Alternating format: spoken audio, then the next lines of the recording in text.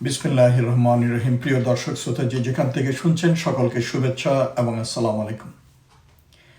আজকেও আমি যে বিষয়টির উপর আলোকপাত করব তা হচ্ছে আমাদের দেশে সম্প্রতি দেশের ভিতরে এবং বাইরের কিছু স্বার্থান্বেষী মহলের উস্কানিতে নতুন বানোয়াট কিছু বয়ানের ভিত্তিতে আমাদের দেশের ভিতরে যেই সংখ্যালঘু সম্প্রদায়ের কিছু বানোয়াট ইস্যুকে কেন্দ্র করে, ভিত্তিহীন ইস্যুকে কেন্দ্র করে উত্তেজনা সৃষ্টি করার চেষ্টা করা হচ্ছে, জনগণকে বিভ্রান্ত করার চেষ্টা করা হচ্ছে এবং দেশে একটি অশান্ত পরিবেশ সৃষ্টি করার চেষ্টা করা হচ্ছে। সর্বপ্রথমে আমি আমার কথাগুলো শুরু করার সর্বপ্রথমেই আমি বলতে চাই, আমাদের দেশের সংখ্যালঘু সম্প্রদায়, বিশেষ করে হিন্দু সম্প্রদায়ের যেসব ভাই বোনেরা আছেন, আপনারা মাথা ঠান্ডা করে চিন্তা করে দেখুন, এই দেশ আপনাদের, আপনারা এখানে জন্মগ্রহণ করেছেন, এখানকার আলো বাতাস খাদ্য সব কিছু গ্রহণ করে আপনারা বেড়ে উঠছেন এবং যেদিন আপনারা মারা যাবেন এখানেই আপনাদেরকে মাটির নিচে পুঁতে ফেলা হবে অথবা চিতায় পোড়া হবে। কাজেই এই দেশ আমাদের সকলের। এখানে কোনো সাম্প্রদায়িক দাঙ্গা কখনো হয়নি। ছোটোখাটো বিচ্ছিন্ন ঘটনা যেটা সমাজে সবসময় হয়ে থাকে, সেরকম ছাড়া আমাদের প্রতিবেশী দেশে যেভাবে হিন্দু মুসলিম দাঙ্গা ঘটনা আমরা দেখেছি ইতিহাসে, এবং বর্তমানেও সংখ্যালঘু মুসলমানদের উপর যেরকম নির্যাতন করা হচ্ছে বিভিন্নভাবে, তার কোনোটি আমাদের বাংলাদেশে হয় না। আমাদের বাংলাদেশে বরঞ্চ কি হয় তা আপনারা জানেন। বিভিন্ন সুযোগ সুবিধা তো দেওয়া হয় এবং তার পাশাপাশি কাঁধে কাঁধ মিলিয়ে হিন্দু মুসলিম এবং অন্যান্য সম্প্রদায়ের লোক কাঁধে কাঁধ রেখে এই সমাজে চলাফেরা করে বেড়ে উঠছে। এবং এই কথাটা যখন বলতে যায় আমার ওই গানটি মনে চলে আসে, আমার খুব প্রিয় গান, যে ওই যে একটা গান আছে না, নওজোয়ান হিন্দু মুসলমান একসঙ্গে দিন কাটাইতাম। তো আমার কথা হচ্ছে, সত্যকে আমাদের বুঝতে হবে, অনুধাবন করতে হবে। আপনাদেরকে ব্যবহার করে কিন্তু অনেক রাজনৈতিক দল দেশে এবং দেশের বাইরে আপনাদেরকে ভোটের, তাদের নির্বাচনে জয়ের পণ্য বানানো হয়। এই জিনিসটা আপনাদের বুঝতে হবে। আপনাদেরকে রাজনীতির নামক দাবা খেলার গুটি বানানো হয়, আপনাদের এটা বুঝতে হবে। আপনারা যদি মনে করেন যে ভারত আপনাদের দেশ এবং ভারত আপনাদেরকে রক্ষা করবে, ভারত আপনাদেরকে সাহায্য করবে, ভারত আপনাদের জায়গা দেবে, থাকার ব্যবস্থা করে দেবে, যান না, ভারতে যান। তো ভারতের বিভিন্ন রাজ্যে আপনারা খবর নিয়ে দেখেন। তো সেই জন্য নিজের দেশে যেই অধিকার নিয়ে আপনারা আছেন এবং যা পাচ্ছেন, সেটা ইভেন কি পাশের দেশে হয় না, দুনিয়ার অনেক দেশে হয় না। সংখ্যালঘুদের উপর যেরকম সহ অবস্থানমূলক এবং সম্প্রীতির সদ্ভাব আমাদের বাংলাদেশে আছে, তা আর কোথাও নেই।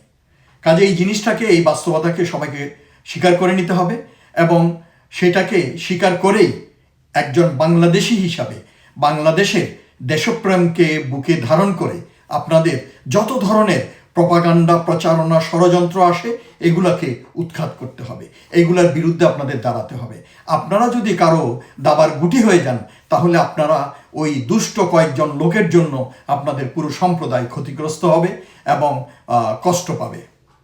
তো সেই জন্য আমি বলবো, আপনাদের ভিতরে যারা আপনাদের মুখপাত্র নয়, যারা ভারতের টাকা খেয়ে বিক্রি হয়ে গেছে, যারা ভারতের দালাল হিসাবে ভারতের বয়ানে, মিথ্যা বয়ানে আমাদের দেশে অশান্ত পরিবেশ সৃষ্টি করার চেষ্টা করছে, তাদেরকে আপনারা চিহ্নিত করুন, নির্মূল করুন, আইনের হাতে তুলে দিন।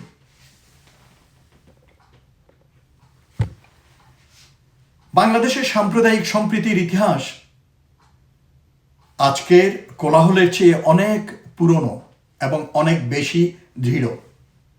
এই দেশের নানা প্রান্তে ছড়িয়ে আছে এমন কিছু নীরব সাক্ষ্য, যা আধুনিক রাষ্ট্রের জন্মের আগে থেকেই সহাবস্থানের কথা বলে আসছি, এবং সেই গল্পগুলো নূতন প্রজন্ম ও আমাদের সকলের জানা দরকার। পুরান ঢাকার গ্যান্ডারিয়ায় স্বামীবাগের সড়কে দাঁড়িয়ে আছে শ্রী শ্রী রাধা গোবিন্দ মন্দির, যা বর্তমানে স্বামীবাগ ইস্কন মন্দির নামে পরিচিত। তার ঠিক বিপরীতে প্রায় গা ছুঁয়ে দাঁড়িয়ে আছে 350 বছরের পুরনো স্বামীবাগ জামে মসজিদ। দুই ধর্মের উপাসকরা প্রজন্মের পর প্রজন্ম এই সরু রাস্তায় একে অপরের পাশ দিয়ে হেঁটে গেছেন, যার যার উপাসনালয়ে। কেউ কাউকে বাধা দেননি, কেউ কাউকে ক্ষতি করেননি, কেউ কাউকে আঘাত করেননি। লালমনিরহাটের কালীবাড়ি এলাকায় পুরান বাজার জামে মসজিদ ও কালীবাড়ি মন্দির একই উঠানে একে অপরের মুখোমুখি দাঁড়িয়ে আছে শত বছরেরও বেশি সময় ধরে। প্রতিটি নিজ নিজ আচার পালন করে চলেছে, অন্যের উপস্থিতি দ্বারা বিচলিত না হয়ে, ক্ষতিগ্রস্ত না হয়ে।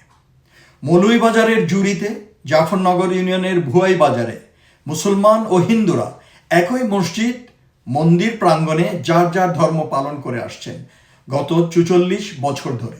টাঙ্গাইলের নাগরপুরে চৌধুরী বাড়িতে মসজিদ ও মন্দির একই আঙ্গিনায় 63 বছর ধরে কার্যক্রম চালিয়ে আসছে। নারায়ণগঞ্জের সোনারগাঁওয়ে ইউসুফগঞ্জে একই আঙ্গিনায় মসজিদ মন্দিরের 150 বছরের অবস্থান শুধু ধর্মীয় আচার নয়, সামাজিক সম্প্রীতির প্রতীক হয়ে দাঁড়িয়ে আছে।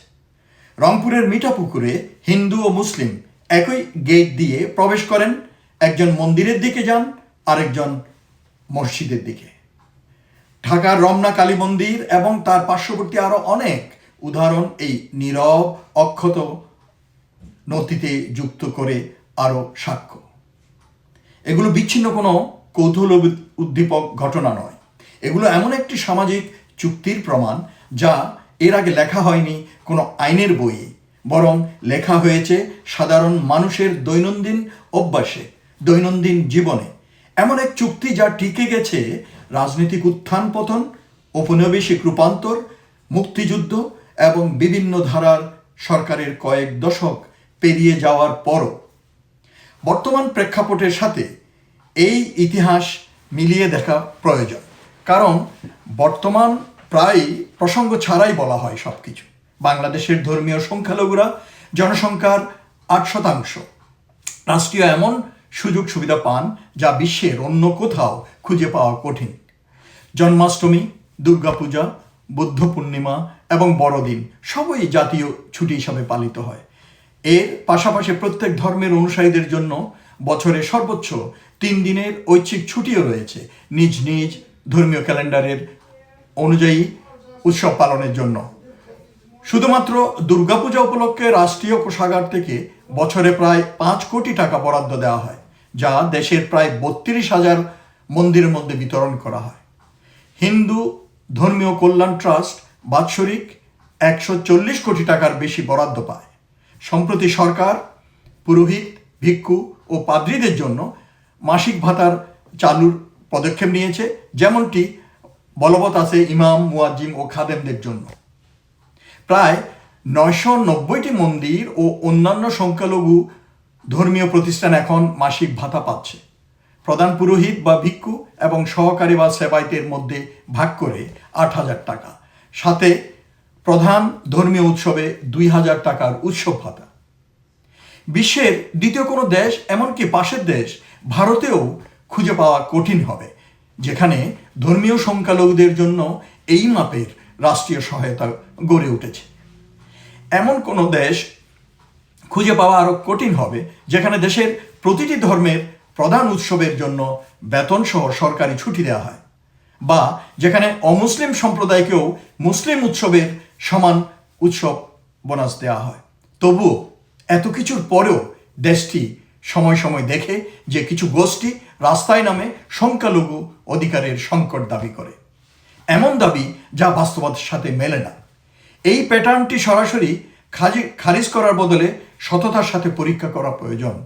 এই কর্মকাণ্ডের কিছু অংশ বাস্তব নির্দিষ্ট অভিযোগ প্রতিফলিত করতেই পারে, যেগুলো নিজ গুণে শুনানির দাবিদার রাখে এবং কার্যক্রম গ্রহণ করতে হবে। কিন্তু এমন একটি ধারাও আছে, এবং এখানেই যুক্তিবোধ সম্পন্ন পর্যবেক্ষকরা তীব্রভাবে দ্বিমত পোষণ করেন, যা সমালোচকদের মতে একটি সত্যিকারের সংখ্যালঘু অধিকার আন্দোলনের চেয়ে বেশি কাজ করে বহিরাগত রাজনৈতিক স্বার্থের বাহন হিসাবে।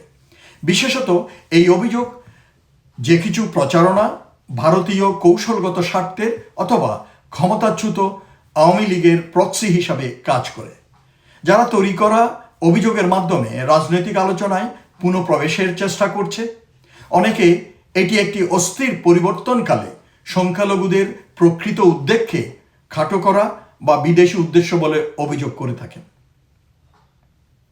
যা অধিক আত্মবিশ্বাসের সাথে বলা যায় তা হল 2024 সালের মাঝামাঝি থেকে বাংলাদেশের পরিবর্তনকাল যে কোনো মাপকাঠিতেই ভঙ্গুর, এবং ভঙ্গুর পরিবর্তনকালেই সাম্প্রদায়িক বয়ান সত্য বা অতিরঞ্জিত, স্বতঃস্ফূর্ত বা পরিকল্পিত, অস্থিতিশীলতা সৃষ্টির ক্ষমতা অসামঞ্জস্যপূর্ণভাবে বহন করে। সংস্কারের মধ্য দিয়ে যাওয়া রাষ্ট্রযন্ত্র ঐতিহাসিকভাবে রাজনৈতিক দখলের প্রবণতাযুক্ত গোয়েন্দা স্থাপত্য এবং পরিবর্তনশীল নিরাপত্তা পরিবেশ সবই বিভিন্ন ধরনের অংশগ্রহণকারীদের জন্য উর্বর ক্ষেত্র তৈরি করে। যারা পরীক্ষা করতে চায় সাম্প্রদায়িক উদ্বেগকে অস্থিতিশীলতা সৃষ্টি করার আগে কতদূর ঠেলে দেওয়া যায়, কতদূর দেশটাকে অশান্ত করা যায়। এই কারণেই রাষ্ট্রের এবং নাগরিক সমাজের উপর দায়িত্ব পড়ে দুটি কাজ একসাথে করার, একটির বদলে আরেকটি বেছে নেওয়ার নয়। প্রথমত, প্রকৃত সংখ্যালঘু অভিযোগ, নিরাপত্তার ঘাটতি, স্বল্প প্রতিনিধিত্ব, স্থানীয় পর্যায়ে বৈষম্য বা সহিংসতার ঘটনা স্বচ্ছতা ও দ্রুততার সাথে সমাধান করতে হবে, অনুসন্ধান করতে হবে। কারণ অসমাধানকৃত বিশ্বাসযোগ্য অভিযোগই সেই কারণ হয়ে যায় যা মন্দ উদ্দেশ্যের অভিনেতারা কাজে লাগায়। দ্বিতীয়ত, প্রতিটি অভিযোগকে বিদেশি অর্থায়নকৃত উস্কানি বলে খারিজ করাও ঠিক হবে না। প্রতিটি সংকটের দাবি যাচাই ছাড়াই সত্য বলে গ্রহণ করা আবার ঠিক হবে না। এই দুই প্রবণতাকেই প্রতিরোধ করতে হবে। দুটি জনগণের আস্থা ক্ষয় করে ভিন্ন পথে চলে। গভীরতর সত্য যা লালমনিরহাট, সোনারগাঁও আর টাঙ্গাইলের সেই মসজিদ মন্দির আঙ্গিনাগুলো বহন করে তা হলো বাংলাদেশের সাম্প্রদায়িক সহাবস্থান কখনোই কোনো নীতির আকস্মিক ফল ছিল না। এটি গড়ে উঠেছে সাধারণ পরিবারগুলোর পাশাপাশি বসবাসের মধ্য দিয়ে সমাজে বছরের পর বছর প্রায় রাষ্ট্রের কোনো সংশ্লিষ্টতা ছাড়াই। এই ধরনের সম্প্রীতি স্থিতিশীল কিন্তু অভেদ্য নয়। এটি পুনঃ পুনঃ তৈরি করা সংকটের বয়ানের সংস্পর্শে ক্ষয়ে যেতে পারে, ভুল বুঝাবুঝি হতে পারে, ঠিক যেমন সত্যিকারের সাম্প্রদায়িক সহিংসতায় ক্ষয়ে যেতে পারে। বাংলাদেশের বর্তমান এই গুরুত্বপূর্ণ পরিবর্তনকাল এই বিলাসিতা বহন করতে পারে না যে দুটির কোনো একটি অপরীক্ষিত থেকে যাবে। এই বিষয়গুলোকে যাচাই করতে হবে এবং এক পেশে কোনো যাচাই না করে কোনো তথ্যের উপর বা খবরের উপর সরকারের ব্যবস্থা গ্রহণ করা ঠিক হবে না। আমাদের সকলকে বুঝতে হবে এই দেশ আমাদের সকলের। সত্যান্বেষী মহল, আমাদের দেশের শত্রু যারা, তাদের চক্রান্তে আমরা যেন তাদের হাতের দাবার গুটি না হই, পুতুল হয়ে আমাদের দেশকে ক্ষতি করা কাজে ব্যস্ত হয়ে না পড়ি। সকলে ভালো থাকুন। ধন্যবাদ।